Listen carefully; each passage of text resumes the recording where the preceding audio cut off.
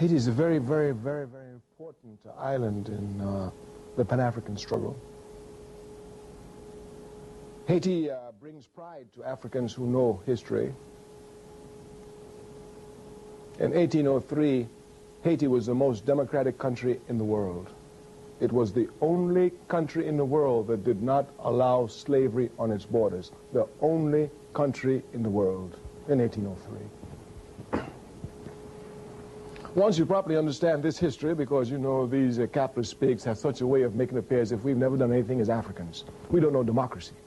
We don't know democracy. In 1803, Africans gave the freest world, the freest nation to the entire world. The only country in the world that did not allow slavery was Haiti. And not only did not allow it, but the only country in the world that put its natural resources towards fighting against any oppression was Haiti.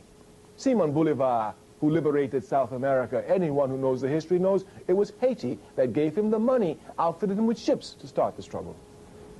And the Haitians demanded only one thing of Bolivar: when you free Venezuela, when you free Colombia, when you free Argentina, when you free Peru, free the slaves. The only condition of which they required of Simon Bolivar. This is history. You can't hide the truth, and if you know your history, you look for your history, you will find it. You can imagine the threat that that Haiti imposed upon America since 1803. There was nothing that American imperialism. One other thing I must tell you. From this period, 1803, Haiti fought every major European power, the Americans, the French, the Spanish, the Germans, the Portuguese, all of them, trying to bring Haiti down, and not one of them could make Haiti renege on her democratic principles.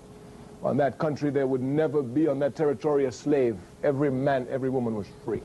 You just make it to Haiti and you're free, no slavery. Everywhere else there was slavery, everywhere else. In the great America, they were, let's not talk about that. So anyway, you could imagine the threat that Haiti posed. American imperialism, all of its life, had only one objective: to bring those slaves back onto the plantation.